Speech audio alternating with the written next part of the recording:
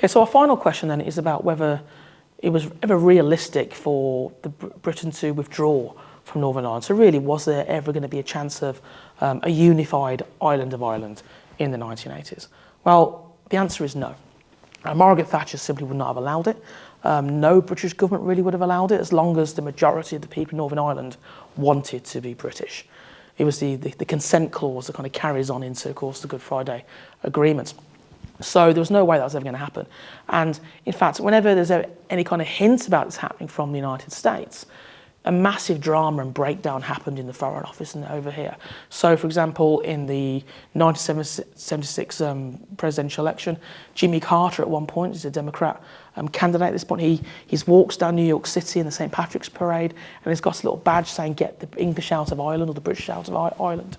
And this causes all sorts of panic in the UK government, thinking that, the Americans about to elect an IRA sympathiser as president. And this panic only gets worse when Jimmy Carter, on the eve of his election victory in 1976, then when he meets Gerald Ford, he actually meets with a group of Irish Americans who really are sympathisers to the Republican cause, to the IRA. And this leads the press secretary for the Carter campaign to actually speak to the British government to say, no, Jimmy Carter is not pro-IRA. And it wasn't just the Democrats who were liable for this kind of thing, where a few years later, one of Ronald Reagan's oldest advisors, Judge Clark, who's a Deputy Secretary of State, he goes on Irish television in 1981 and says that Americans would love to see a united Ireland. And again, this prompts a massive kind of breakdown, massive panic in the Foreign Office saying, has there been a change in US policy?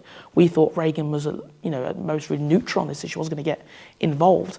So in terms of whether it's going to happen or not, there was no appetite in the British government for this. Any suggestion of it was not going to happen. But really the crucial reason is this. The Irish government did not want Northern Ireland. If you look at the Irish record, look at all the Irish government documents, they simply can't afford Northern Ireland. Even if they actually wanted to have unification, they couldn't afford to take on the economic cost of running Northern Ireland. So they didn't have the money for it, and there's also no political appetite for it. And crucially, the majority of people in Northern Ireland didn't want it either. So no, there was no chance that you're going to see a united Ireland in the 1980s.